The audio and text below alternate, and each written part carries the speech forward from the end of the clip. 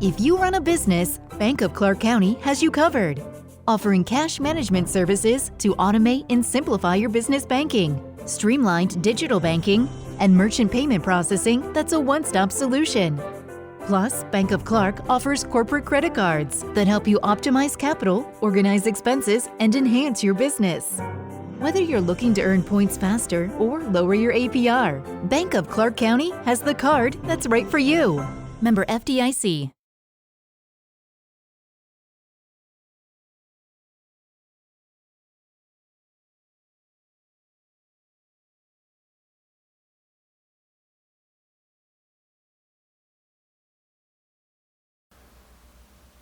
Hi, this is William Ramsey. Welcome to William Ramsey Investigates. On tonight's show, I have a very special guest. I'm very pleased that he agreed to an interview. His name is Dr. Dean Radin. He is a doctor and chief scientist at the Institute of Noetic Sciences in Northern California, and a distinguished professor of integral and transpersonal psychology at the California Institute of Integral Studies in San Francisco. The book we're going to talk about today is titled Real Magic, Ancient Wisdom, Modern Science, and a Guide to the Secret Power of the Universe. He's also the author of a few other books, Supernormal, Science, Yoga, and the Evidence for Extraordinary Psychic Abilities, and Entangled Minds, Extrasensory Experiences in a Quantum Reality, and also The Conscious Universe, The Scientific Truth of Psychic Phenomena. Mr. Radin, are you there? I am here. Awesome, great. Thank you very much. So, for people who haven't heard your name or heard of your background, maybe you could take a little time to discuss your interest in this type of phenomenon. My interest, every time I hear a description of my bio, part of me is thinking, what? What am I doing? Because all through my scientific and engineering career, we never talk about psychic phenomena except as entertainment and as making fun of it. It has not been part of my personal experience. I mean, I've had some experiences that might be psychic, but probably not more so than anybody else. But when I was growing up, no one ever talked about psychic phenomena. I can't recall any episodes that would have sparked my interest. Instead, it all started from reading a lot of science fiction, which I still do, and also fairy tales and mythology and the equivalent of Harry Potter, although that wasn't written yet when I was growing up. So my interest is really driven by curiosity, just like it is for many scientists. You want to know everything there is to know, and some things are more curious than others, and I've never encountered anything more curious than psychic phenomena because it doesn't seem to fit in with the scientific view of reality, and yet it happens all the time. So that's what attracted me in the first place, and that's why I continue to be interested, because after many years of study, I've come to the conclusion that this is not simply a matter of coincidence, and it's not a matter of mistakes of memory and all of the usual explanations that are given. It's something else, and that makes it even more curious than it was before. And I think that that's one of the important aspects of the book you wrote, is that you tie this notion of magic into a scientific framework instead of just keeping it by itself. Would you kind of expound upon the science that you've used to look into these types of phenomena? Right. So first of all, I have to explain what I mean by magic. Okay. So magic is, for most people, most of the time, it's either Harry Potter or Harry Houdini. It's either fictional or illusionary magic. It is extremely popular, as we see reflected in the entertainment business and in fiction. It has been perennially a theme that's used in fiction. So we're talking about a multi-billion-dollar business, and one has to think about why are people so interested in this brand of entertainment. So one answer is that magic offers the possibility of wish fulfillment, and who wouldn't like that? That's why fairy tales are interesting. But the magic I'm talking about is the magic that is part of the esoteric traditions. So these are still vibrantly alive today, but they carry names that most people will recognize, things like Hermeticism and Gnosticism and the Kabbalah, alchemy, astrology, so on. Rosicrucians, Freemasons, Theosophy, you name it. And today, seen largely in books on the law of attraction, affirmations, and also in medicine. Mind-body medicine is part of this long tradition of the esoteric traditions. So those esoteric traditions are basically a cosmology. They're a story about reality and our place in it. Science is also a kind of cosmology. It's a story. It's a certain worldview. It has certain theories and practices. So in the esoteric traditions, the practices were all about magic. The magic is in three forms. It's in divination, which is perceiving through space and time. So the usual stereotype is something like gazing into a crystal ball. Lots of other methods, though. The second practice is force of will, which is using your intention to change some aspect of the physical world. The stereotype there is something like a ceremonial, magical thing with a pentagram and people chanting and that sort of thing. And the third practice is called theurgy, which is communicating with spirits. And again, the stereotype is evoking something out of nowhere to help you, some kind of a spirit. So those are the practices of the esoteric traditions.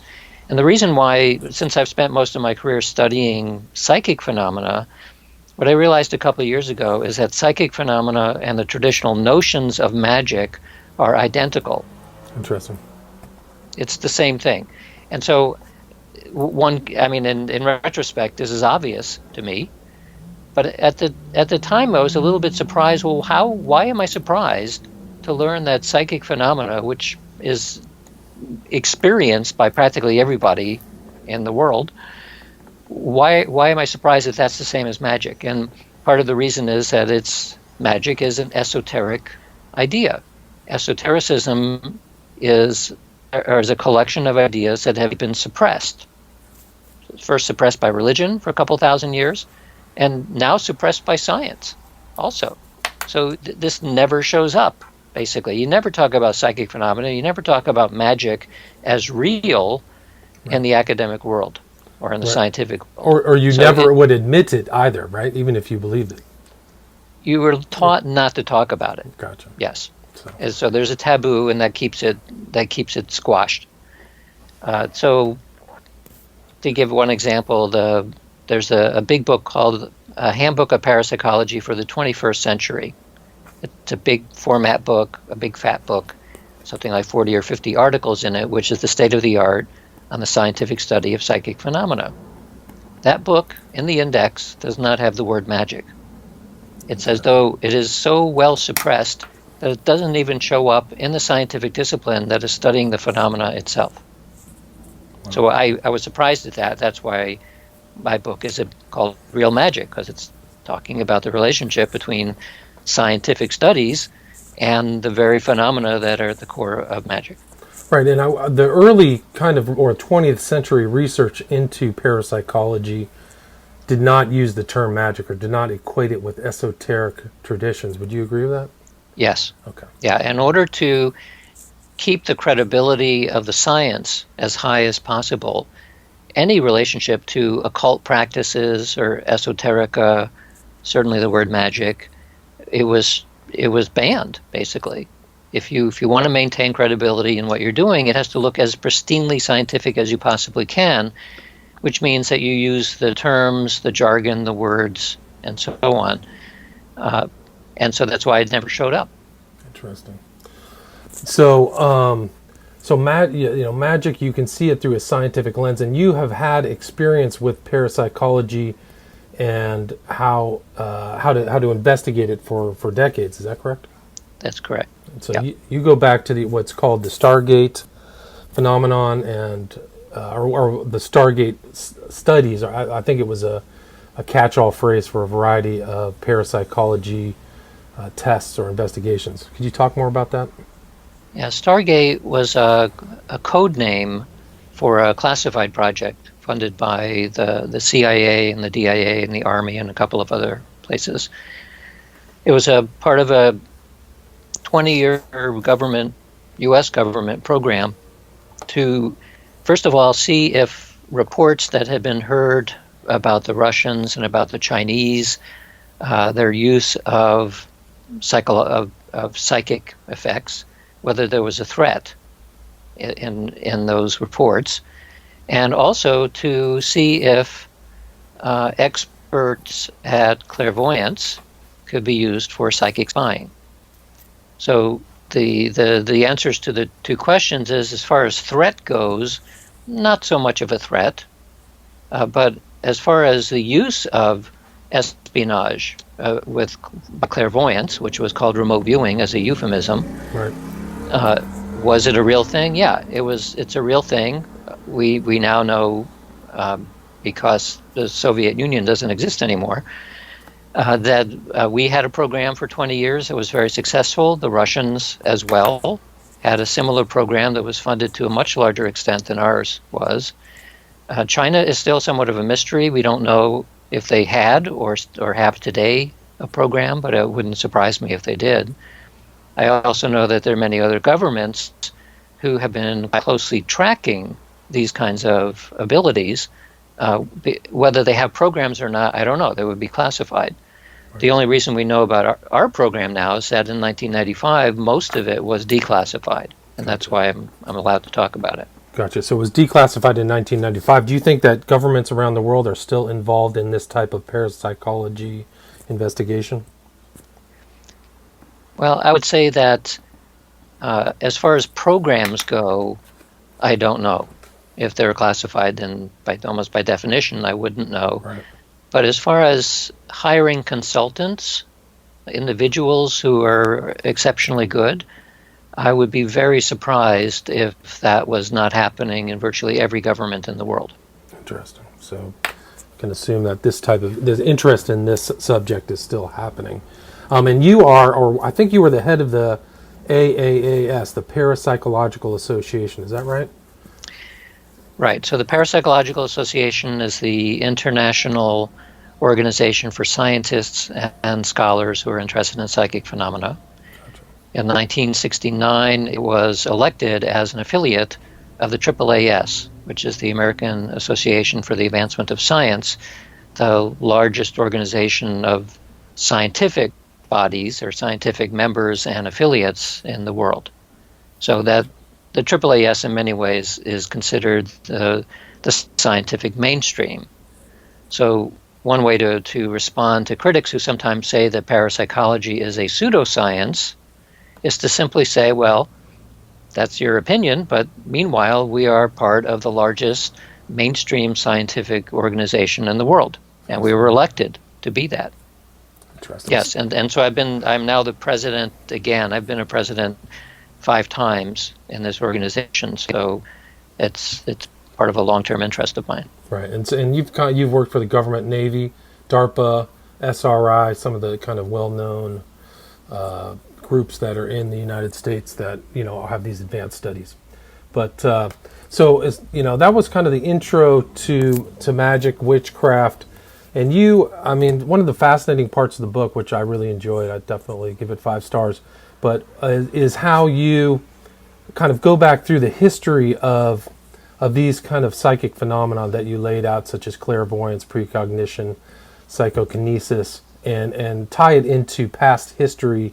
I thought that was chapter 4. I found that very interesting, going back to the Greeks, the Eleusinian mysteries. Sorry, it was a tough one to say, but also kind of how it goes back. And I found it fascinating that the name that you use for the Noetic Society goes back to William James's Varieties of Religious Experience, which I read 30 years ago. But right. Can you want to talk about how this kind of past history is influencing the present? Well, when you look at the history of science, it's hard for us to imagine today, but if we go back maybe 500 years, nobody knew anything. about how the physical world worked. But we didn't have stories. We always have had stories. As soon as the first thinking human was around, they made up stories to try to explain what is this place I find myself in, and who am I, and what's my role here, all that. So those are these origin stories and cosmologies. Well, one of the first, besides the everyday experience that most people have, today it'll be roughly the same in terms of everyday experience. The work, of course, is different. A lot of things are different in society today than 1,000 years ago. But if you took a child today and raised them as though it was a medieval time, they would be almost exactly like people in 1,000 years ago. Or if you made it even more primitive, you could make it as like a caveman. Children are born pretty much a blank slate, right. And they're one step away from living in the forest, basically. So our experience is more or less the same as it has always been. And one of the things that impressed people from the very beginning, I'm talking about 10,000 or more years ago, back to shamanism, were mystical experiences. So somebody would take a psychedelic or go into some kind of a trance state and come out of it and with an awe-inspiring story about the nature of reality.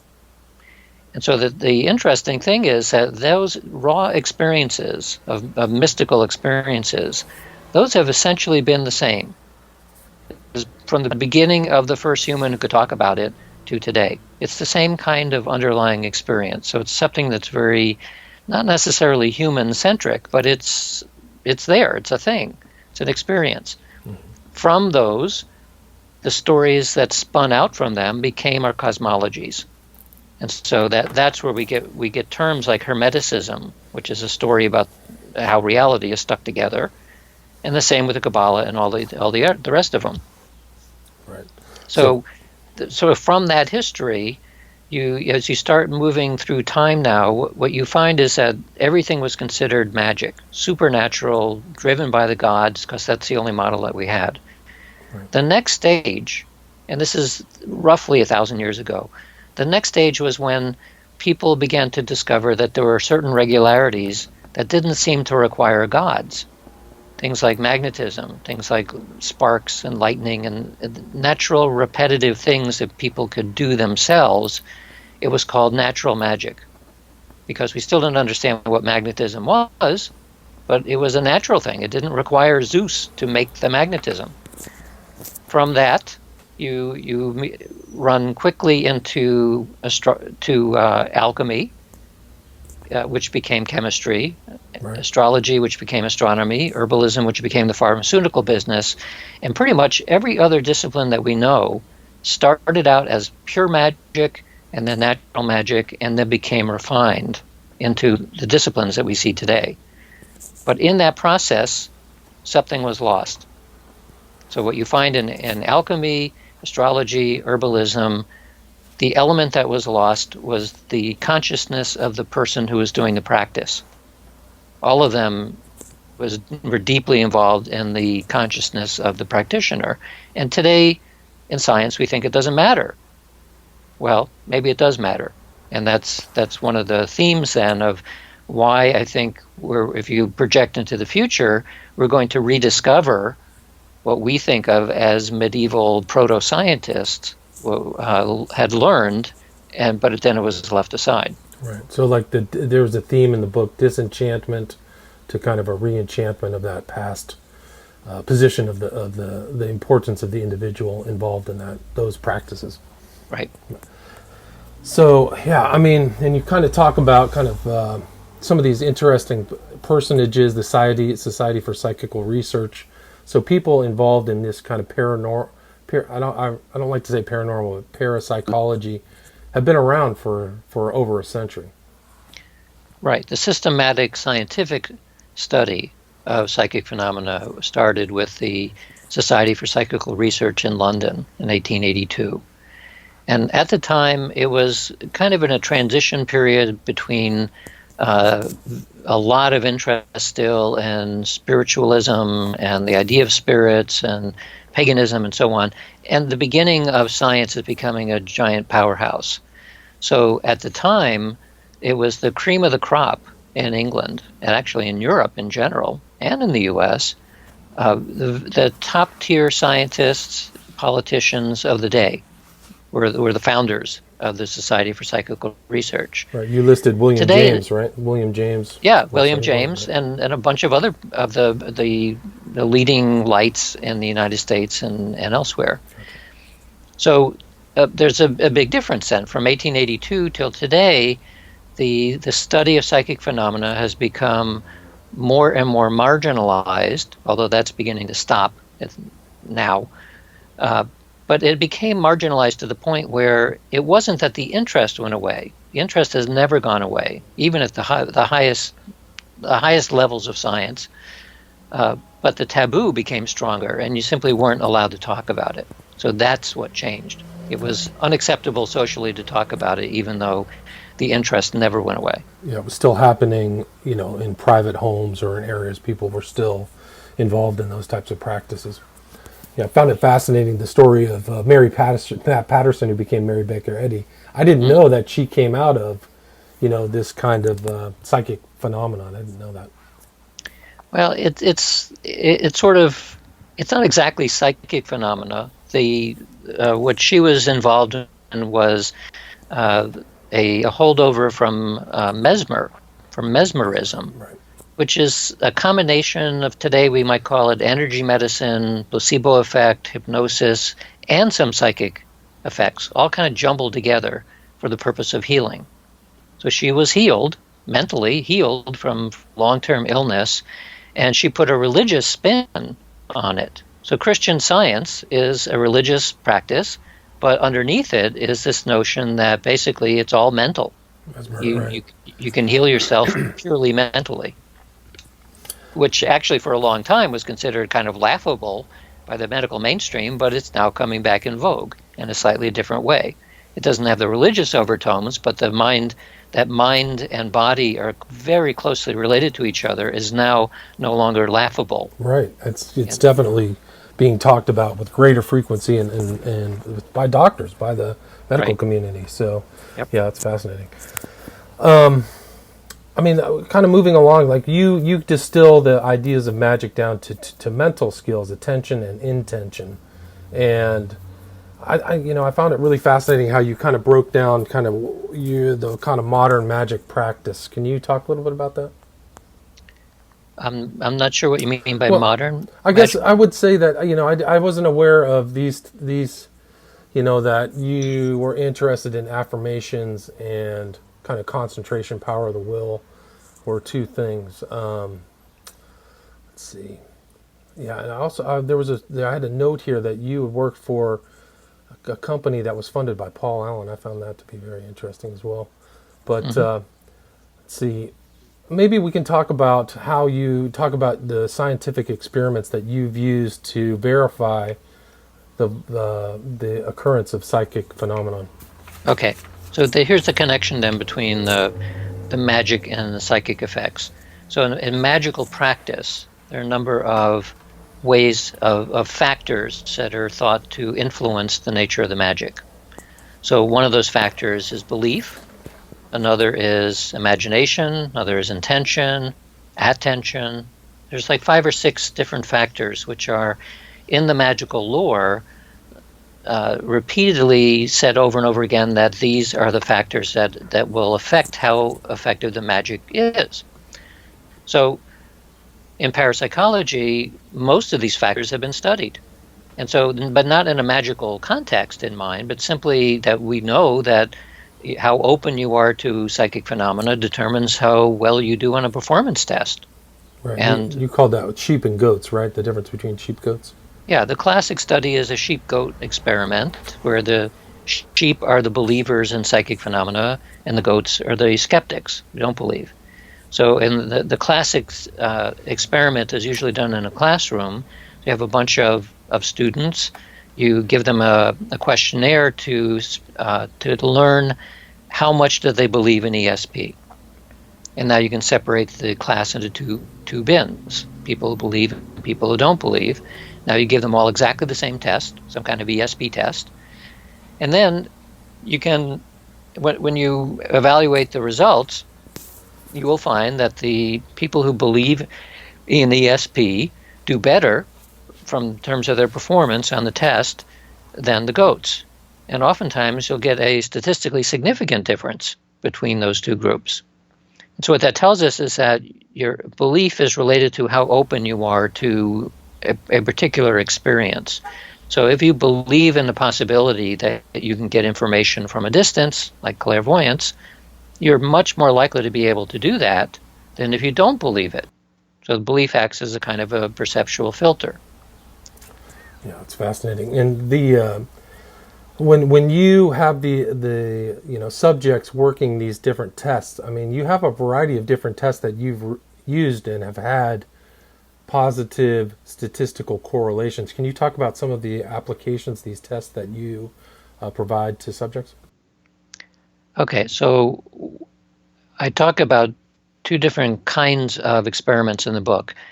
The currency in science is independent repeatability of effects.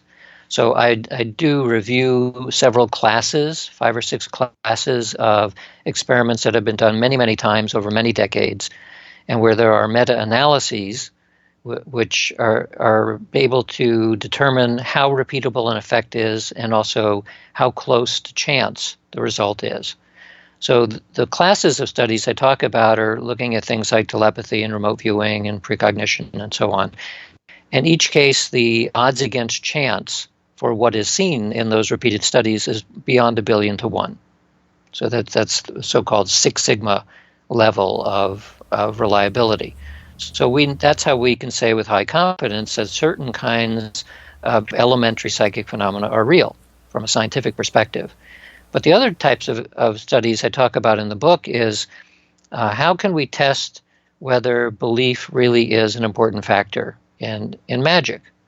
And so I talked briefly about the sheep-goat experiments, but we ran another experiment to look more closely at the role of belief. So that experiment was involved with the act of doing a blessing or a prayer. And then one of the things I point out in the book is that magical practice never went away. And one of the easiest ways of seeing that people still do the same kind of magical practice today as they did 1,000 or 2,000 years ago is at watching anybody who's doing a prayer. A prayer is an intentional act. So the second thing about prayer is that many, many prayers have to do with food and beverage. There's like prayers over the food and beverage, or the food and beverage play a part in the ceremony or something. Right. In which case you can ask, well, why are people praying over wine? Or why are they praying with water? Why do they do that? Well, one answer is it makes us feel good. Another is it's simply part of a ceremony. A third possibility is it actually does something to the substance itself. So that's what we wanted to test. And how did the results of that test? What were they? So one test I'll talk about. I can talk about all of them in great detail, but I don't think we have time for that. So one test I'll talk about is praying for tea. This was part of a tea ceremony in China, in Taiwan. The tea ceremony is already an intentional act. It's theater. It's a performance. It's a ritual too, right? It is a ritual, and it has intention in it. The focus of the people in the tea ceremony is not simply watching like a TV show, but being part of this intentional act. So we thought, okay, tea in Taiwan is the most favorite beverage. We created a big batch of oolong tea, which is one of the favorite types of tea in Taiwan. And then we did the experiment at a Buddhist temple in Taiwan, and 200 people participated, and the 3 senior Buddhist monks at the temple. So we asked the Buddhist monks to take the tea, separate it into 2 batches, and then to do a prayer to bless one batch of the tea so that anybody who drank it would feel an elevation in their mood and more vigor and less fatigue. And then the other tea was set aside as a control. So now we took the 2 batches of tea, put them in little bottles, and then in a double-blind fashion, gave the bottles to 200 people. So we distributed these bottles among 200 people, half of whom got the blessed tea and half did not. Nobody knew what they actually got. They had beliefs about what they might have gotten, but they didn't actually know what kind of tea they got. So over the course of 1 week, all 200 people were asked at the first 2 days of the week to not drink the tea yet, but just record their mood at the end of the day. And there's a standardized questionnaire that's used worldwide for recording mood. So the first 2 days they record their mood. The next 3 days they would drink tea at 10 a.m. and 3 p.m. At the end of the day they'd record their mood. And then the last 2 days of the week they would just record their mood. So the hypothesis here is that people drinking the blessed tea, even while they don't know what they're drinking, would actually report better mood than the people who are not drinking the blessed tea. And that is what we found. Interesting. But the next part is we asked them, well, what do you think you were drinking? Because now here's where belief comes into play. So the people who actually got the blessed tea and they believed that they were getting the blessed tea, they did whoppingly good. They did like 1,000% better than the baseline. The people who got the very same tea, they got the blessed tea, but they believed that they didn't, flat chance. So this shows then that people getting the same magical phenomenon modulated the effect strongly by what they believed they were getting. And for people getting the non-blessed tea, the control tea, there was no effect at all in any condition. Didn't matter whether you believed it or not. Fascinating. That's interesting. And I mean, one of the other exemplars you use for this kind of parapsychology effect is the feeling of being stared at, that I think all listeners can relate to, that they get this kind of sense that somebody's actually watching them. And I think you use that as an exemplar for this type of phenomenon. I think that was interesting. Yeah. I mean, yeah, a lot of things that are called psychic have analogs in everyday experience. Feeling of being stared at is one. Gut feeling is another. So people report that they get a funny feeling in their viscera, their gut. And if they pay attention to it, oftentimes that acts like a signal that something is about to unfold that requires their attention. Yeah, that's interesting. And that feeling of precognition too. Other people get that, like there's going to be a car crash or today's going to be a bad day. Right. I think that's very common as well. Right. So that's a kind of psychic feeling. You talk about a variety of different, do you want to talk about any other tests? Or, I mean, you had something interesting that I saw in the book, which was a website called, what was it, Psygram? GotPsy. GotPsy, yeah. Can you talk about that? That was interesting. Yeah, so GotPsy, versus to take off on Got Milk. Gotcha. GotPsy, yeah, GotPsy.org is a website that I wrote in year 2000 to provide a suite of simple psi tasks. All of them are ultimately based on precognition because that's the only way you can make a fair test online. But they are cast in the forms of precognition and a kind of dowsing test and a simple ESP card test and so on. And so since the year 2000 when it started, it's been running ever since. We have about 250 million trials, individual trials that people have entered, and contributed by about 300,000 people in every country in the world. Anywhere where you find the internet, people have done this experiment. And what that does is not only provide the largest database of psychic effects, or at least psychic tests in history, but it gives us a huge amount of data to look at how things progress over time. Does it matter where people are? And we also give us questionnaires about their beliefs and so on. So it gives us the opportunity to do a big data analysis. And of course, now the notion of big data is popular everywhere. Right. Data analysis is now even a kind of a computer science subset. Yeah. So we haven't done this yet, but we can use deep learning techniques to look for patterns in the data, and we've already found a number of interesting effects. What were those?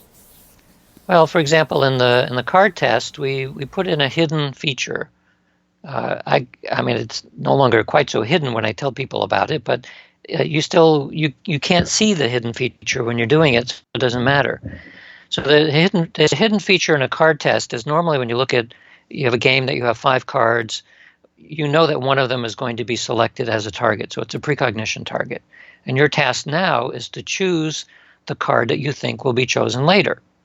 So you do that on the screen, you get feedback as you do it, and people can enter as many trials as they like. What you don't know is that when you look at 5 cards on the screen, the assumption is that each card is likely to show up in the future with the same probability, namely 1 in 5, or 0.2. But that's actually not the case, because before each trial, one of those 5 cards is selected to come up with a much higher probability than 0.2. It could be as high as 0.9. In which case, the 4 other cards are going to be the remaining probability. They're all very low probability. And so the reason for doing that is because we want to know, how does precognition work?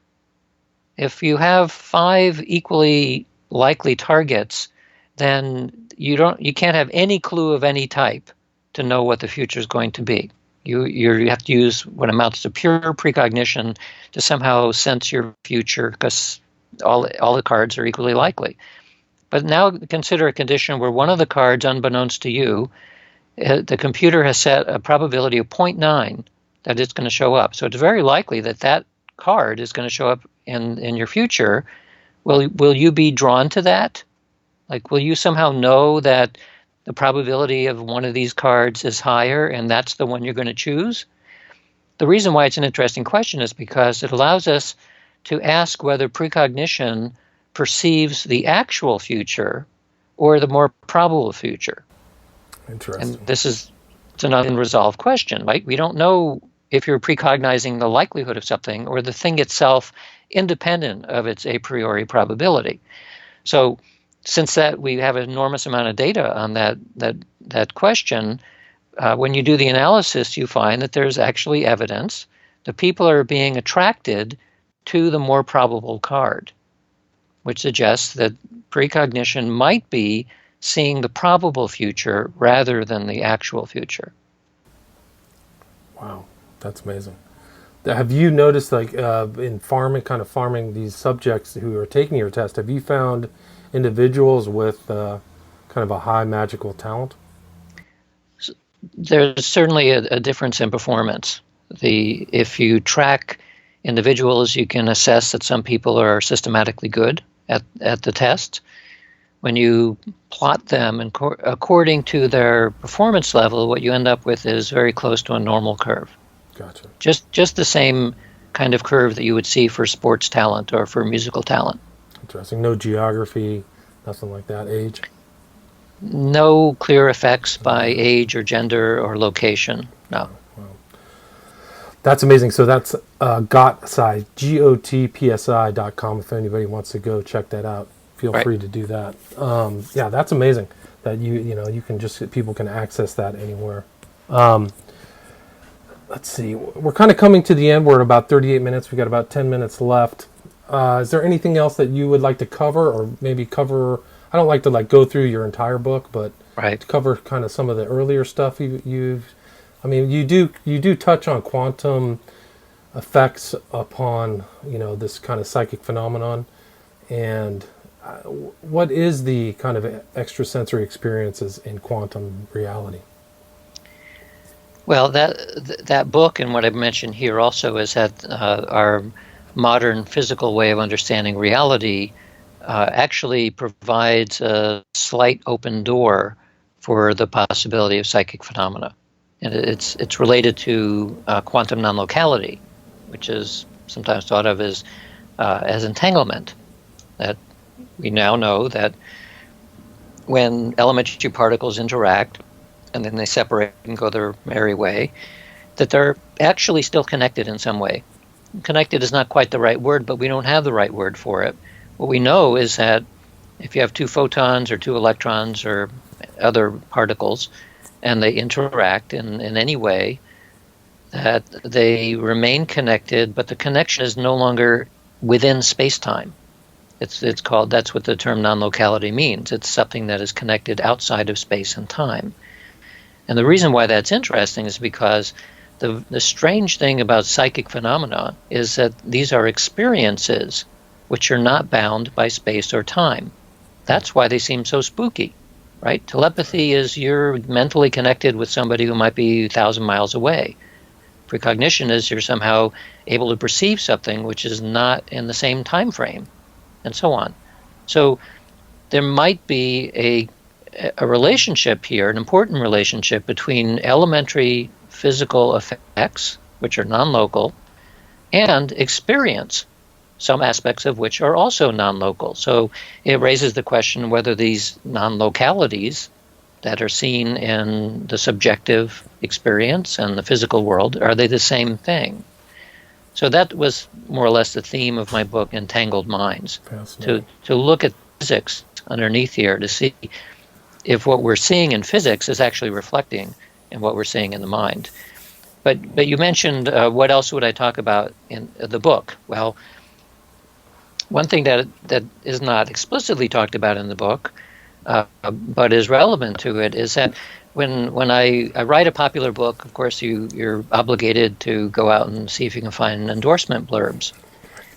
Given the topic, I could have asked my buddies who are involved in human potential and personal development and things like that. I could have asked them for endorsements. But I decided that because the book is really about science, it's about science, really, I wanted to ask my buddies who are scientists and philosophers. So I have endorsements from 2 Nobel laureates, one in physics and one in chemistry, by a former program director at the National Science Foundation, which is the premier funding agency for science in the United States, from major prize winners from the National Institutes of Health and the National Academy of Sciences, and about a dozen other top-tier academics in many disciplines. And I wanted to get endorsements like that to show that some people would think that magic has nothing to do with science. The psychic phenomena is so far away from science, it may not even be a science, to show that that's actually not true at all. That the top tier of science in the United States and even worldwide is extremely interested in these ideas. And for people who have read the book, who are clearly in the mainstream of science, they recognize that what I'm talking about here, some of it is ancient, some of it is contemporary, but it's pointing towards what we think will be the future of science. That's why they endorsed it. Right, and that's interesting because that's what you're kind of one of the points you make in the chapters is that you looked at in the future. I think you looked back, you said a date in the future where magic would be more used as a scientific practice than in the present day. I think that was in your intro, if I remember correctly. Yeah, in the preface, I wrote a little science fiction sketch of a future where people were amazed that looking back to today, that we didn't understand consciousness very well, we didn't think it was very important, and how wrong we were.